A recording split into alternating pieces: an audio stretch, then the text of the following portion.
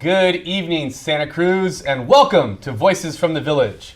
My name is Son of Don Burgundy, aka Gonzo Gomez, aka Sandino Gomez, and I'll be your host tonight. It's a pleasure to be back in the captain's chair of Voices from the Village. We've got a real great panel tonight. As you saw on the opening credits, tonight's discussion is going to be around the United Nations Association, the upcoming United Nations Day here, celebration here in Santa Cruz, and then we're going to kind of broaden the conversation. The United Nations Day this year is focusing on the worldwide refugee crisis, and so we'll be talking a little bit about some of the different areas that the United Nations is focusing on, a little bit about the event coming up next, Saturday at the Resource Center for Nonviolence.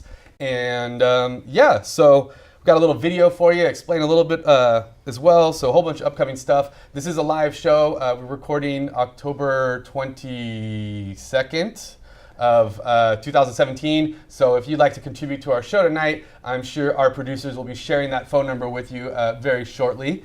And please do feel free. We always love it when folks contribute to tonight's show. Let's see here. Starting to my right, we have a professor of anthropology at Cabrillo College, as well as the education director of the local United Nations Association, Dr. Dennis Etler. How you doing tonight, Dennis? Fine. Thanks for having me. Well, thank you for coming on the show tonight. We appreciate the perspectives. To Dennis's right, we have Gigi Amir. She is with the Muslim Solidarity Group and is also part of a musical act, Caravan El Noor. Yes. Yeah, welcome, Gigi. Thank you very much. Yeah, appreciate you coming down. To her right, we have local minister extraordinaire and the convener of Sanctuary Santa Cruz, Jim Weller. Welcome, Jim. Glad to be here. Great, thanks for coming down. And then, of course, the man that needs no introduction, at least here on this show, my fellow co-host, the vice chair of the local chapter of Santa Cruz County chapter of the American Civil Liberties Union, your friend and mine, Steve Pleich.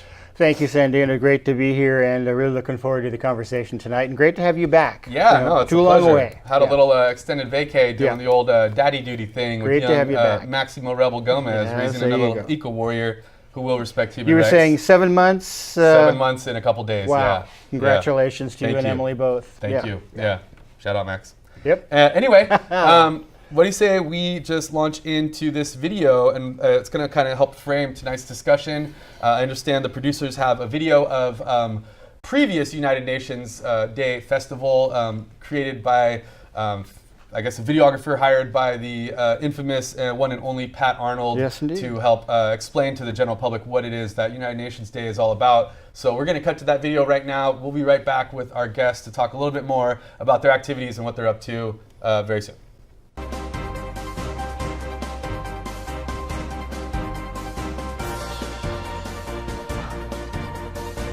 Beautiful. Good way to start. We'll update those types.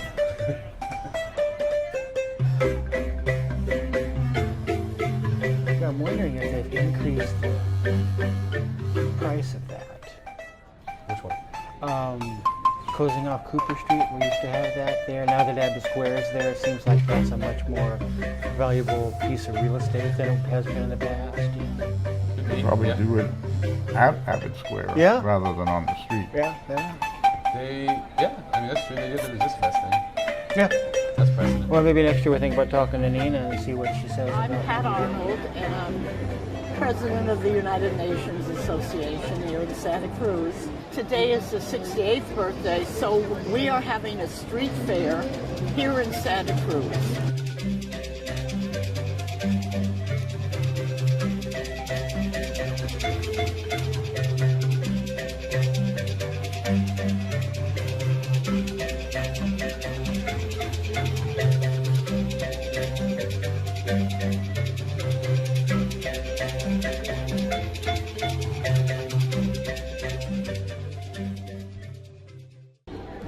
I was 20 when the UN was formed, and I thought it was a great idea, but I didn't like the fact that they didn't have China in the UN. It was Formosa, Chiang Kai-shek, that the US and Britain was supporting.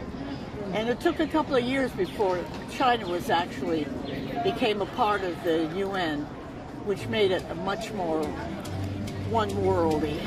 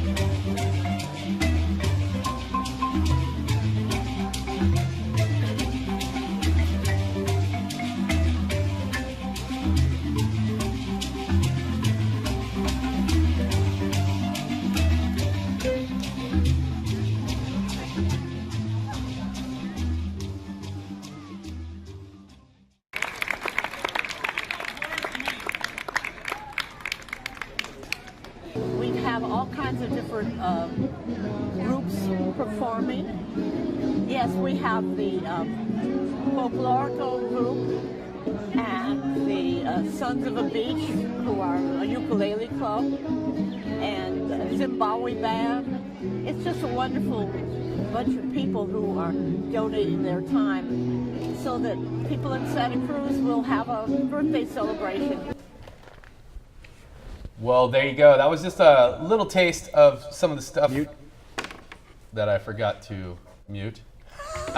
Just a little taste of some of the things you'll see at the United Nations Day, or at least at previous United Nations Day. The upcoming festival next Saturday, October 28th, will occur from 1 to 4 p.m. at the Resource Center for Nonviolence. So there's been a bit of a venue change, but maybe one of y'all would like to tell us just a little bit more about what we can expect at this year's United Nations Day. Well, there will be local community organizations tabling around issues relating to the United Nations and international affairs of that sort. And there's also going to be a movie about 45 to 50 minutes long, looking at the Rohingya immigrant or refugee crisis emanating from Myanmar into Bangladesh. And then we'll be talking about the global refugee crisis. There are more refugees today than at any time since World War II. Sure. So we're going to be focusing in on that and telling people more about what's going on and how we can respond here locally. Great. So the film looks like it's the Al Jazeera film, The Rohingya Silent Abuse. And maybe just for any of our viewers who aren't exactly up with exactly what's going on there. Maybe someone could just frame it really briefly if you want, Dennis? Oh, sure. Well, this is an ongoing crisis. It's nothing that just materialized. There's been a lot of ethnic tension in this northwestern corner of Myanmar, formerly known as Burma. And it's sort of a holdover from the colonial days. Many of the crises that we face today are because of the arbitrary borders that were formed with decolonization, particularly in Africa, but also in Asia.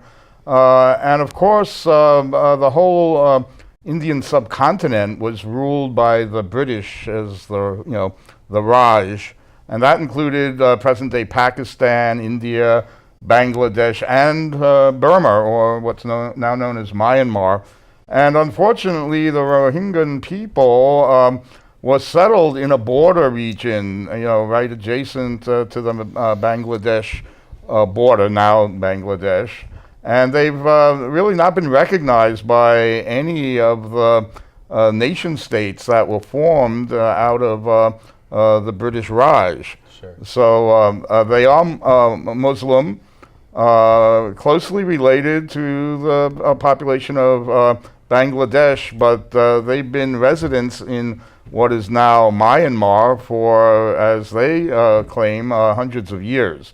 There's a lot of disputation about their status, but they're not recognized as citizens of Myanmar, even though in the past they have been, but that was rescinded a number of years ago, and the Bangladeshis don't recognize them as being, refugees from Bangladesh or, having migrated across the border into Myanmar. So it's just one of those situations where they're known as the most persecuted, people on Earth because they're basically stateless. Nobody wants to recognize them as being part of, either Myanmar or Bangladesh. So they're really a people without a home. And, there's been intermittent conflict in that state. Rakhine is the state within Myanmar where they reside. It's a very contentious situation, and there's an insurgency associated with a group, sort of an Islamist group. I don't like to use that term, but that's the way it's generally referred to. Fighting for their independence or what. I'm not quite sure what the objectives are, but they did raid. They do raid Myanmar, police outposts and military outposts. So it's created this a very volatile situation, and it's led to the most recent number of incidents have led to the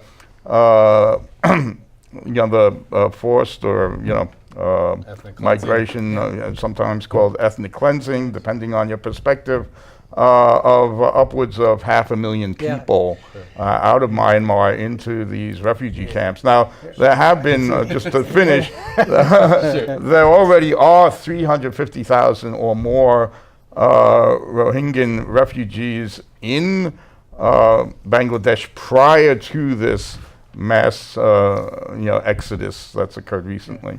And it's interesting, I'm certainly not as informed as I'd like to be about the issue, but I was just reading recently that the number is like 583,000 refugees. Right. And in so addition to the... it's going to be a total. And the Wow. interesting thing about the UN and the UNA is that they are trying to get about $430 million of aid into that. So naturally, for the UNA locally, because we do pay attention to what the United Nations itself is doing, we like to highlight this and kind of bring awareness. I mean, like I say, I'm not nearly as informed as I would like to be or should be about this, so it's an opportunity to generate some interest and some concern about this, and do it in a form that's celebrating UNA and the United Nations Association for our event next Saturday.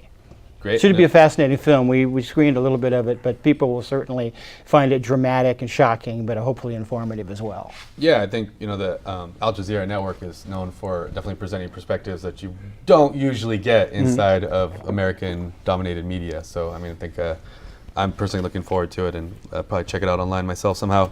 Yeah, it just sounds like kind of the same old colonial mismatch of situations. you know, quote unquote good intentions with horrible legacies. Yeah, I don't know about the good intentions part of it. Quote unquote, Yeah, friend. Quote right. unquote. Good For sure. intentions. We didn't cross the borders crossed us, right? Right. Cool. Well, maybe you know, Steve, you mentioned a little bit about what you're doing and the ACLU is doing to kind of contribute to UN Day, but I'd be curious to hear about some of the other folks here, Jim and Gigi's involvement Please, in United Nations Day and kind of what you're hoping to bring to the event and see come out of there. Yeah. Okay, so we're going to have an event here in Santa Cruz. It's not actually happening on the 28th, but the week after. It's going to be happening also at the Resource Center for Nonviolence. That's a Saturday from 6:45 to 9. And basically, it's the voices of Muslim identity. And basically, it talks about the local residents here and their experience of being Muslim in America and what does that look like. Sure. And it's good to actually build connection and understanding. I also have a band that's going to be playing called Caravan and Noor. And in that, we're also going to be doing Sufi music, which is half Arabic and half English. And part of that also is to increase understanding and connection between the people of different cultures and different religious ideals. We have a website, caravanelnoor.com, people are interested. Cool. But please, come to the event, and it's free. We'll have a panel discussion, a short movie clip, and also some food, a Middle Eastern food, and a Middle Eastern art exhibit. Awesome. That's all happening Saturday, November 4th from 6:45 p.m. until 9 p.m. at the Resource Center for Nonviolence. Tell me a little bit more about the Muslim Solidarity Group. It says on the flyer, Muslim Solidarity Group presents. Can you tell us a little bit more about the group and kind of what you're up to? So the group is basically allies for Muslims, and it doesn't necessarily, they're not all Muslims, but there are some Muslims in the group. They're local people who are concerned about the misunderstanding that's happening and about the fear that's being caused and the news that's going around the area. And so they're a group of people who are concerned and who want to bring more attention and more understanding and clarity as to what does it mean to be Muslim. And so they formed this group and they formed this event as an introduction to bringing up this topic. Sure. I don't mean to out you at all, but Okay. are you Muslim yourself? I am. So I am an Egyptian American Muslim. I was raised here, and as you can see, I don't veil. So another misconception is that Muslim women veil, Right. and that's not true. And also, not all Muslim are Middle Eastern or Arab. So that's another misconception. Absolutely. Yeah, and if you don't mind, like one of the major also misconceptions is when people hear the word Allah, they're so afraid because they don't know what that means. But Allah is simply Arabic for God, and it's also used by the Christians in the Middle East. They use the word Allah. So that's an example of a misunderstanding. If I may, I can ahead. preface Jim's remarks. One of the ways that we were able to get the ACLU engaged in UNA Day was on a human rights level. I mean, historically, it's really been civil liberties. So when I was talking to Northern California stuff to say we'd like to put some money into this, we want to be part of this, they said, well, what are you doing? So one of the things we are doing, which is a human rights issue, is immigration. And Jim's done such great work as a convener for Sanctuary Santa Cruz. So that's kind of how that connection was made. Great. Thank you. Well, what a perfect intro. Jim, why don't you tell us a little bit more about both Sanctuary Santa Cruz as well as your involvement or Sanctuary's involvement with United Nations Day? Well, I think the sensibility that led to the formation of the United Nations, and also the key world-changing declaration, the Universal Declaration of Human Rights, as being about human rights. And as a Christian minister whose calling is to organize in the community outside the church, my highest motivation is to protect and preserve and help people to develop their human capacities and potentials, and to protect the rights of humanity against those forces that prey on people. Sure.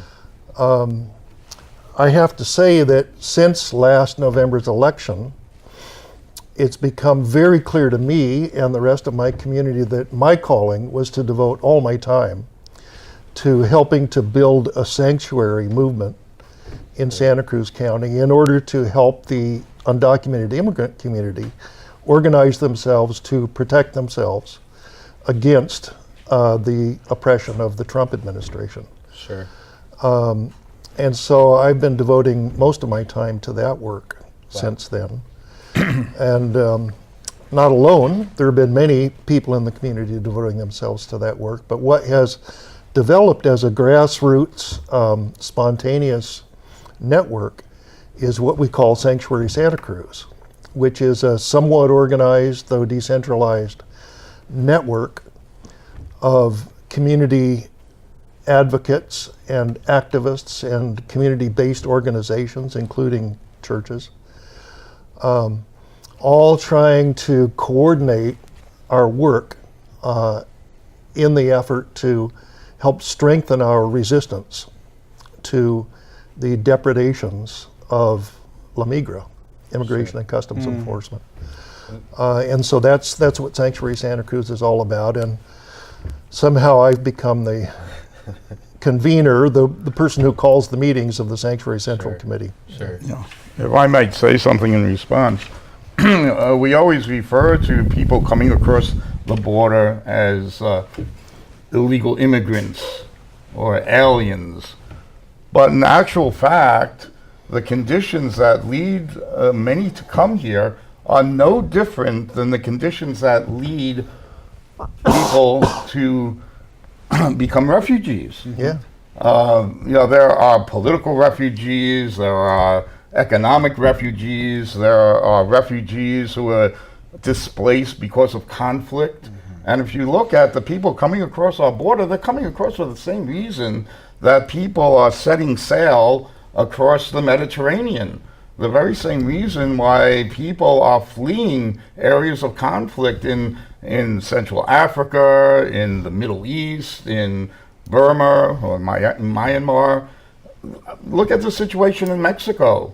Look at the situation in Central America. Absolutely. These people are refugees. They're not illegal immigrants. And as often as not, it's our own nation states' economic and social policies that are creating the conditions that are driving people in Mexico and Central America out of their communities and out of their economies, where they have been displaced and marginalized. And it's the same thing for the refugee crisis in the Middle East and in Africa and elsewhere, because of the same policies that we have implemented overseas. There would be no refugee crisis if we had not bombed and destroyed Libya and made it into a failed state. There would be no refugee crisis emanating out of the Middle East if we hadn't destroyed both Iraq and Syria and Afghanistan. Look where all these refugees are coming from. They're coming from nations that we have basically destroyed. Right. And we've generated this refugee crisis.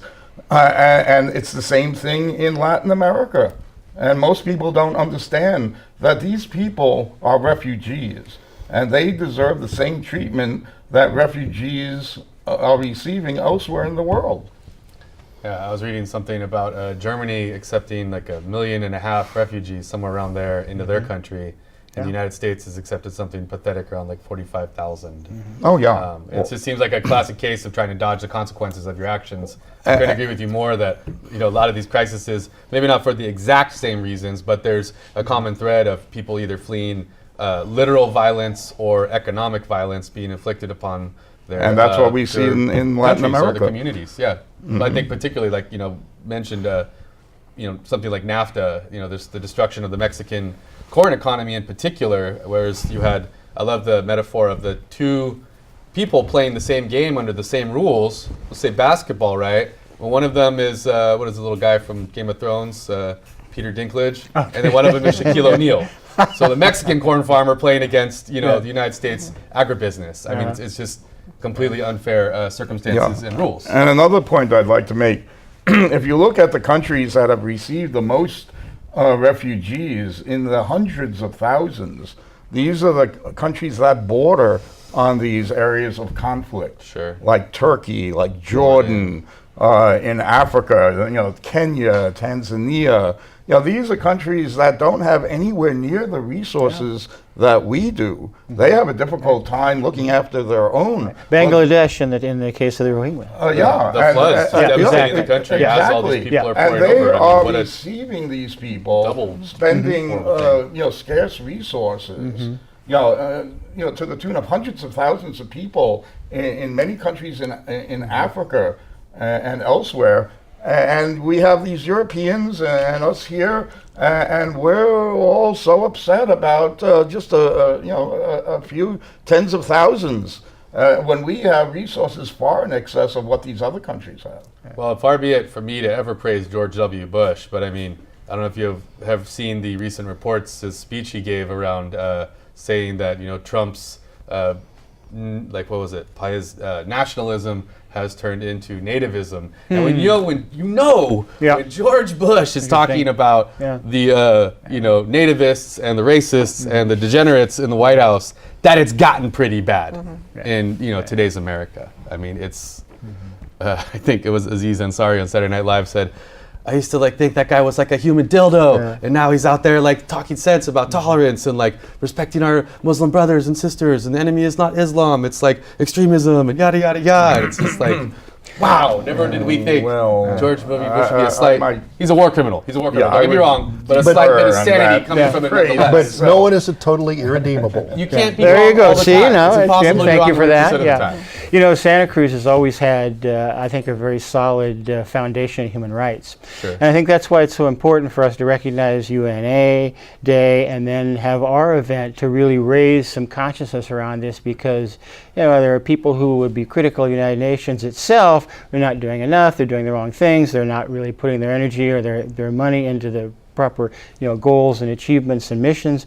But nevertheless, the people, the more aware they are, and I think it does raise the awareness of immigration, Muslim solidarity. These are things in Rohingya. These are things we may not be talking about day to day. Certainly we're talking about immigration regularly because of the good works of Sanctuary Santa Cruz, things like that. But Muslim solidarity and things like that, that's wonderful that we're able to kind of focus on that, and not simply just around the United Nations Day or United Nations Association event, but the fact that it should be highlighted, that it should be of a concern to us as a people here in Santa Cruz who really, as I say, have that really solid human rights foundation. And it's important to keep that solid. Sure. Yeah. And also I was going to say what's very interesting is when people hear about Islam or a Muslim, they think that's something totally different than Christianity or Judaism. And there's something, they're all Abrahamic traditions. Right. They all share the same prophets. stories, right? The prophets. And it's just one, and the same region even, started in the same region. So it's basically brother, fighting brother. And so this idea that it's something different, I think, is good to illuminate that it actually isn't. Well, the people of the book is the phrase that's used to identify the three Abrahamic religions. And traditionally, historically, in the Islamic countries, the three religions coexisted, and there was, there were various times of rules conflict, and regulations around how they interacted, but they were able to live in peace and security for hundreds, if not thousands. Well, they all venerate Jerusalem as a holy place. There's so many, convening, as Jim would say, points in that. I was just reading a really great book available at our local public library. I'm a big comic book nerd, graphic novels, excuse me. And it's called Not the Israel My Parents Promised Me. And it was by Harvey, I think it was Pekar. Really interesting book, documented a lot of the history that was just mentioned right here. And it's so true. I mean, so many people coming from such a similar background, so many different travesties wreaked upon all the different, three major Abrahamic religions. And yet, unfortunately, the folks that have coexisted the most are often the ones manipulated by outside forces to no longer be able to do so. Just a point of interest. During the Spanish Inquisition in the late 14 and early 1500s, the one country that received the majority of displaced Jews was Turkey, was the Ottoman Empire. They received hundreds of thousands of Jews from Spain, and they were integrated into the Turkish, the Ottoman Empire, and they were highly valued because many of them had skills and knowledge that was considered to be of great great importance. So we have a guest here tonight who's a Christian minister. I'm aware we have synagogues here in town for the Jewish community.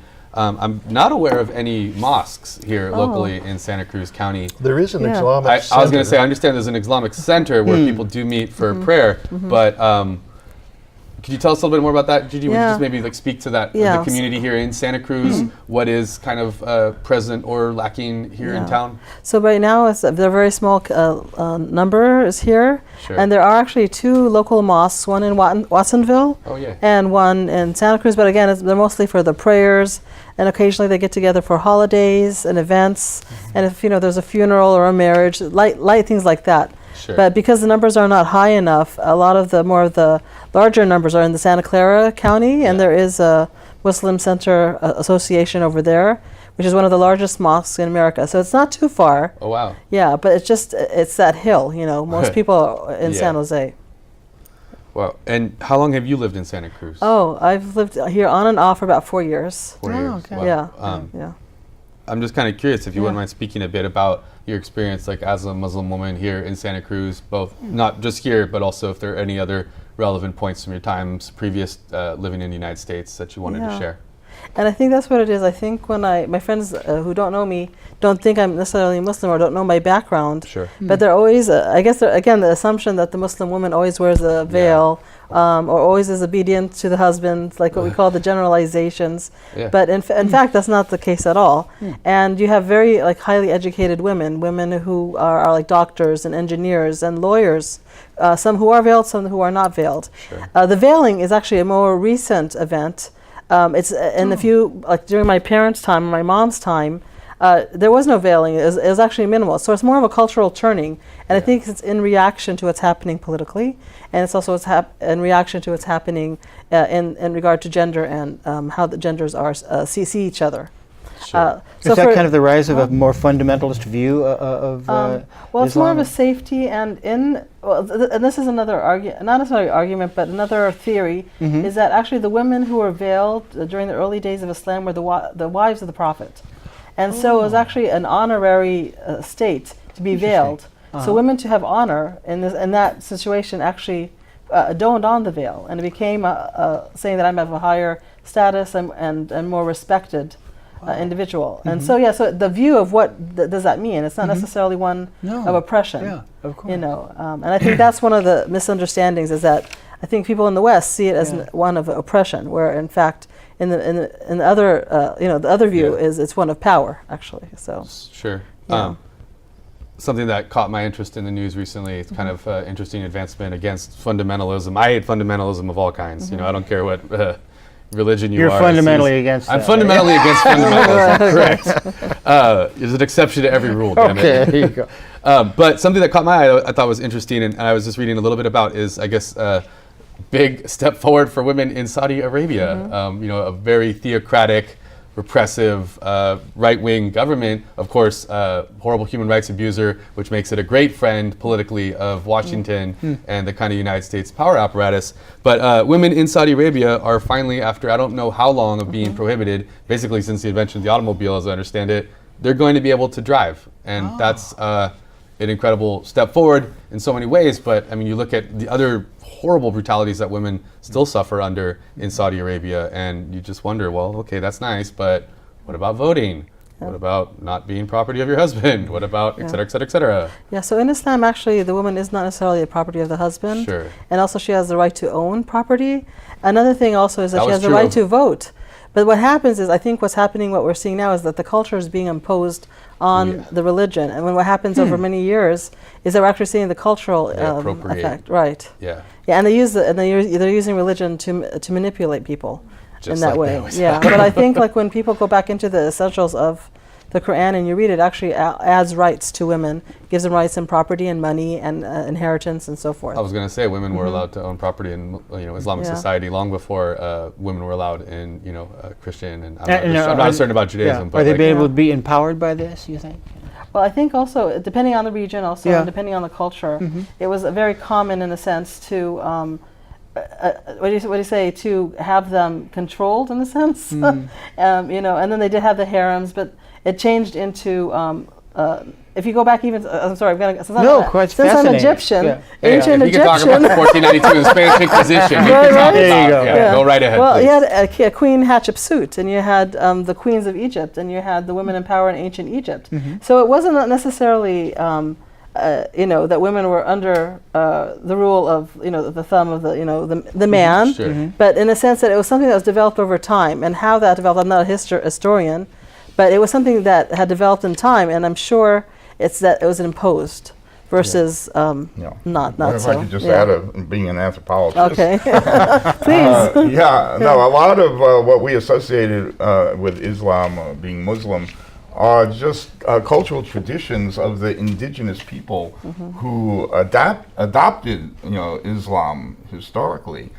So these cultural traditions could extend far back in time prior to the adaptation or adoption of Islam itself.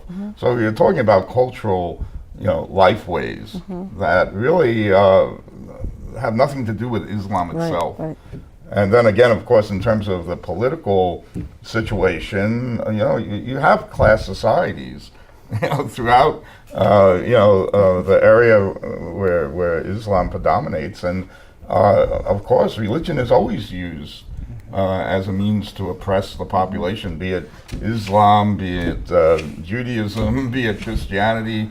And of course, even Buddhism, is not immune to that either. And Hinduism, they're all, basically have to be seen through the lens of class oppression as well as cultural tradition. In fact, you might say that any ideology is potentially a tool for oppression by the ruling classes in any society, whether it's religious ideology or secular ideology or philosophical ideology. Yeah. Well, until more recently, religious ideology was the predominant type of ideology that prevailed. I mean, we didn't really have political ideologies of the sort we now know until, after the Enlightenment, so to speak. Prior to that, it was all religious ideology. Now one it's sort or free another. market ideology, eh? Yeah, that That's came some in somewhat later. capitalism for you.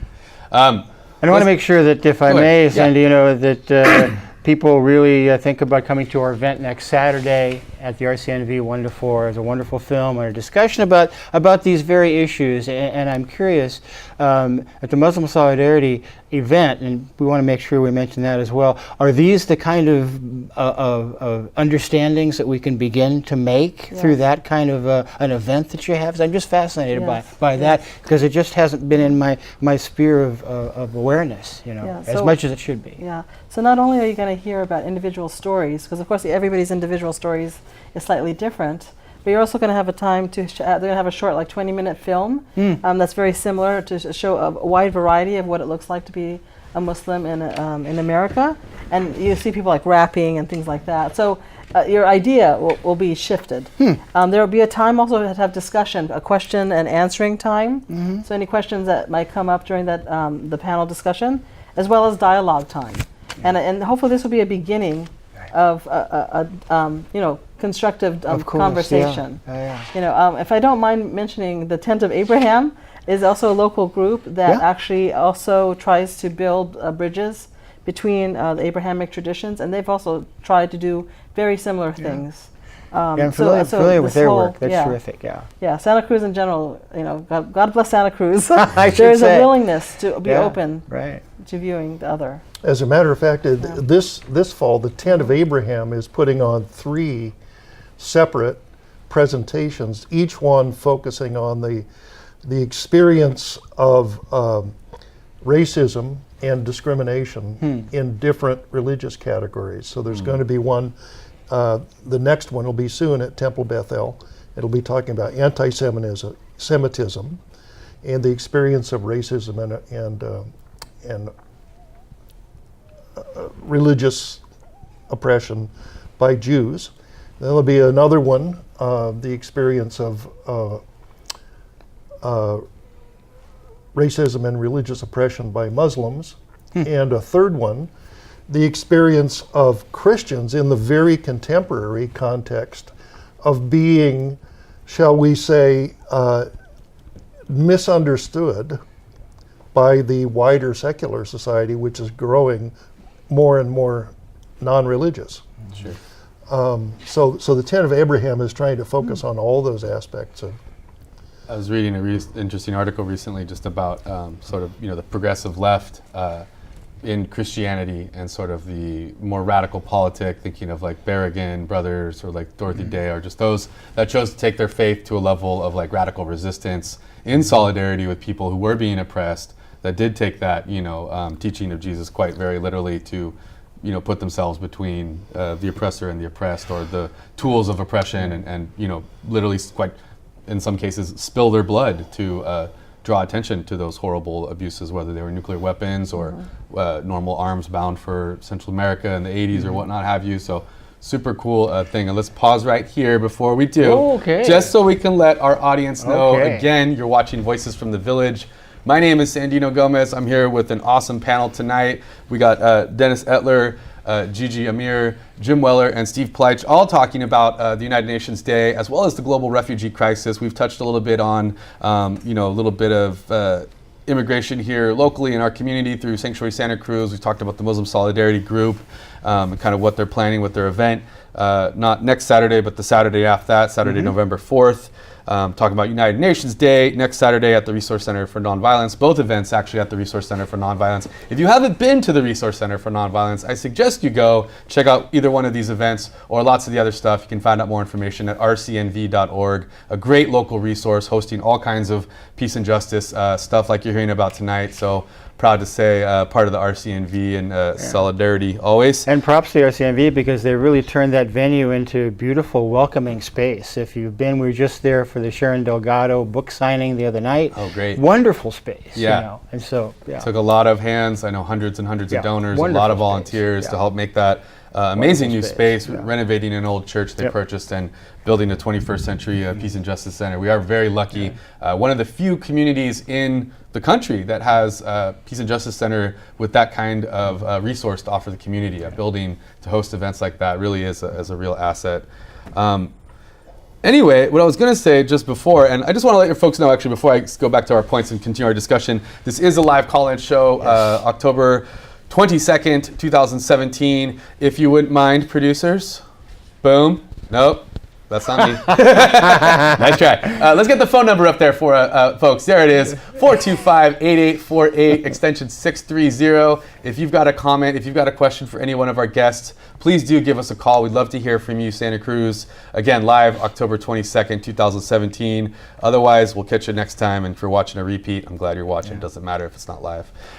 Going back to the conversation around religion and oppression, I was just saying it's really heartening to hear about, Jim, I think you really represent this tradition of radical Christian left and drawing the work around Sanctuary. And I just was hoping that you could speak a bit more around Sanctuary Santa Cruz's local achievements as well as upcoming plans. I know we have a recent bill Jerry Brown signed, I can't remember the number, SB 54? SB 54, the Sanctuary State Bill. What a cool thing to say, Unfortunately, it was eviscerated almost beyond recognition by the...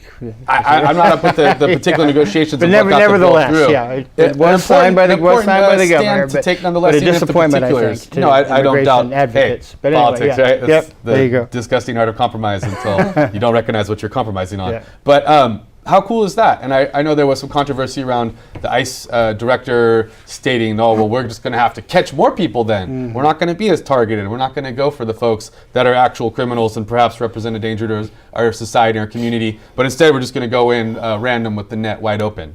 I mean, that's what I've heard. That's what I've understood. Jim, could you update us a bit, or just in terms of what Sanctuary Santa Cruz is doing, and how to respond to this? I'm a little more sanguine than Steve is about the value of Senate Bill 54, the California Values Act. We like to call it the Sanctuary State legislation. But here in Santa Cruz, in the city of Santa Cruz, we are a sanctuary city by ordinance of the City Council, in a sanctuary county by ordinance of the Board of Supervisors, now in a sanctuary state by legislation of the state legislature and the governor.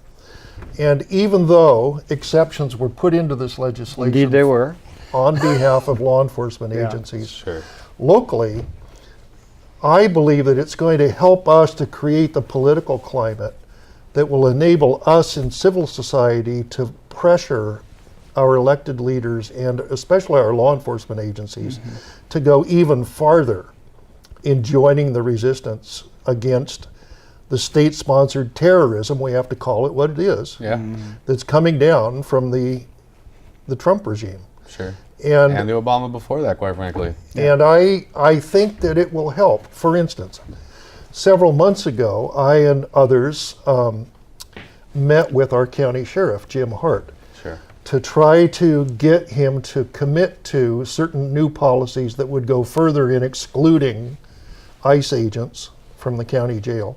Sure. And what we came to was a situation where he committed to go as far as he thought he could, but he couldn't go as far as we wanted him to because he didn't feel he had the political will at his back. Sure. So he said, if we can get Senate Bill 54 signed, that will give me what I need to take a stronger stance. And he stood out as the only county sheriff in California to publicly endorse Senate Bill 54. Really? So now we're going back and we've begun a series of meetings with him to talk about what we can do to go farther in excluding ICE agents from the jail, from the county courthouse property, from any other public buildings in Santa Cruz. The same with the police department. So. We had a ICE agent working in the Santa Cruz police department. Embedded in the police longer department, anymore, absolutely, right? yeah. That guy's supposedly his office is. And we have a new police chief I think who has interesting. who has a different attitude. Very, very different. But I think, if I'm not mistaken, while we have AB 54 and we also have the ordinance in Santa Cruz, I think it's still just by resolution in the county. No, it's an ordinance. Is it an ordinance? Unless it must be very recent then, because I hadn't heard that they had passed an ordinance. It was just a resolution drafted by Ryan Kennedy. So sounds better than nothing. It's better than nothing. We'll sort that out. Those kind of politics, all politics are local. And so the more support you can give to Jim Hart, you're rightly, talking to him about, what he needs to be able to do the right thing. Because I think that he wants to do the right thing. But he does need to have his back, in this situation, because he's a law enforcement Two other officer. things. Sure, please. I got one question for you, but go ahead. I have to promote an event that's coming up next Thursday. Absolutely. Which is called Light in the Darkness. This is an event that I had a hand in developing in cooperation with Jim Hart, the county sheriff, and Paula Marcus, the chief rabbi at Temple Bethel. Awesome. So 7 o'clock, Cabrillo College Semper Recital Theater. A big event will be happening that features a PBS documentary that has to do with the story of a Long Island, New York community that was galvanized by the murder by local white supremacists of an undocumented immigrant youth. And the community transformed itself into a well-organized sanctuary community. Good. And I'm proud to say that our county sheriff has taken the lead in producing this event, to not only show this film, to build an event around the film, but to have a panel discussion about how we as a community can organize to resist, and we're being explicit about it. He's explicit to resist federal oppression in today's circumstances, and so that's an important event. That was this Thursday, 7 p.m. 7 Cabrillo o'clock. Recital Theater. Right. Awesome. The other thing I wanted to say is that we're just beginning, but what I see as a long-term solution is the project that we've now begun of working toward developing a county-wide office, official government office of immigrant affairs. Wow. Which would be an official county government agency participated in by all of the cities in Santa Cruz County in partnership with all of the important non-governmental organizations in the county to build a long-term institution devoted to protecting and developing the strength of the immigrant community to protect itself. Because we understand, and there's an understanding among many elected leaders in Santa Cruz County, that we're in the early stages of a long political emergency. Yeah. We're not going to be done with this soon. And it's going to be up to us to organize locally to do what isn't being done anywhere else. And so I find that very encouraging. Yeah. First, they came for the immigrant, and I didn't Right, speak there up you because I go. wasn't an immigrant, right? And then when they came for me, there was no one to speak for me. True enough. I mean, that kind of solidarity, I think, across religions, across ethnic identities, across economic classes, how important, and especially across borders, because as Dennis said, these are just arbitrary lines designed by colonialists in faraway places that had no connection to the actual indigenous identities or the facts on the ground in so many cases. And then you see the consequences of these ridiculous actions today. Hey, speaking of ridiculous actions, I just want to ask you really quick, any word on ICE raids or any ICE actions and kind of what the community's response is? How can people respond or support Sanctuary if there is any talk of raids or anything? And then just a follow-up question, have you gotten any pushback? I mean, you just have to look on the online comment forums of a website like the Santa Cruz Sentinel to see the xenophobia, the racism, the bigotry, the real live vivid hatred present in not only this city but this county, across the country. I think it's Bruce Bratton who loves to quote 22,745 Trump voters in Santa Cruz County. So we know there are people here in this county that are very much against your activities and kind of what you're up to. And I'm just curious about how people can support you and the kind of pushback that you've gotten. We haven't really gotten any serious pushback. There's a gang of trolls in cyberspace who seem to sit around and wait for any human interest article to come out in the Sentinel, So they can blame immigrants? in the Sentinel, and then they jump on it and spew their vitriol. Sure. But that, nobody should read comments in the Sentinel. You just don't do it. It's ugly. Slowly ingesting poison. But as far as ICE raids, we had the big ICE raid in February, which most of us acknowledge now was an act of political terrorism. It was not designed to apprehend dangerous criminals. It was designed to terrorize the Santa Cruz County community and punish us for being a sanctuary community. Since then, we haven't had a big military-style raid, but we've had a number of targeted ICE knockoffs. So there have been, since February, 20 or so of our neighbors who have been targeted and abducted by ICE agents. Some of them on the street, some of them in their homes, some of them in their workplaces. In one case, one of them was emerging from a hearing in the courthouse. As soon as he walked out the door, 6 ICE agents were on him like flies on manure. Just waiting. And ambushed him. Believe it.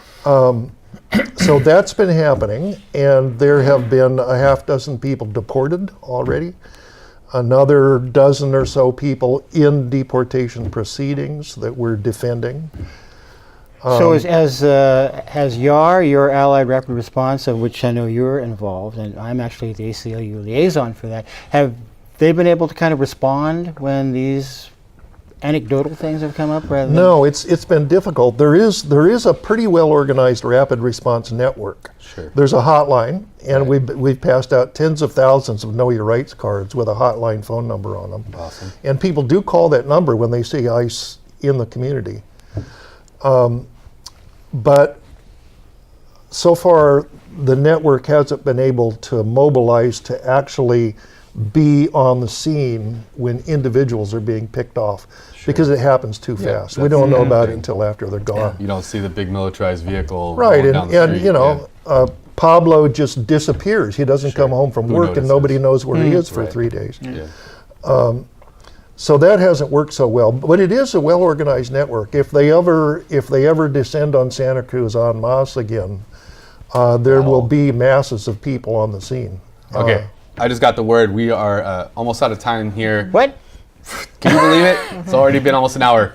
I want to give everyone just a quick, last 20-second chance to say anything, any websites you want to big up, any events you want to repeat. Just let's start down the line with you, Steve, and we'll just come back towards me. No, I just want to really quick last comments. Just the larger context of the United Nations Association locally. It's wonderful. I was at the Practical Activism workshop yesterday at UCSC, and that's where I saw the flyer for the Muslim Solidarity. So it all connects. As I say, we've got a very solid human rights foundation here in Santa Cruz, and I'm really proud to be a part of it. So, awesome. thanks. Thank you, Steve. Jim? Sanctuary Santa Cruz has a website, sanctuary-sc.net. It's a website where you can learn all about Sanctuary Santa Cruz, volunteer, make donations. We solicit donations, and we use money to pay for legal defense for immigrants who are defending themselves. Any social media, like folks find you on Facebook? We have a something? Facebook page, Sanctuary Santa Cruz Facebook page. Yes. Cool. Thank you for your work, Jim. Thank you. Gigi. And also, I have actually 3 websites I want to say. I want to say we have Caravan and Newer, which is our band. That we do a lot of global chants to help actually educate people about different belief systems. And we also have Santa Cruz Sufi Caravan. Santa Cruz Sufi Caravan, yes. And that's about universal Sufism, where you can experience all types of faith, dances, and music. So if people are interested in that, it has all the events on that. Cool. The Tent of Abraham, you can check out Tent of Abraham. So again, caravanonnewer.com, Tent of Abraham, and Santa Cruz Sufi Caravan for Great. events. Wonderful. Thank you, Gigi. Yeah.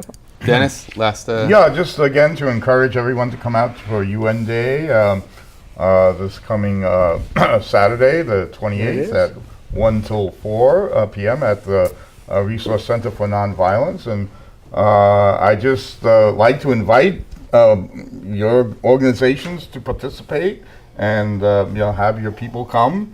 And it would be great if you could perform. Okay. to talk about that. Yes, sure. Fantastic. Here we go. All right. One other thing I'd just like to mention, many people don't really understand the full extent of what the UN does. We just see the General Assembly and the Security Council, and we think that's it. But UNESCO, UNICEF, the World Health Organization, the UN High Commission on Refugees, these are essential international bodies that need our support. Hear, hear. The antidote to Trumpism in today's America: support things like the United Nations, support international solidarity, go across religious and cultural lines and introduce yourself to an undocumented Muslim refugee, perhaps. Do whatever you can, Santa Cruz. Keep being the fabulous place you are. Stay classy, Santa Cruz. Good night and good luck. A big shout out to my little man, Maximo Rebel Gomez. There you go. Attaboy. Yeah.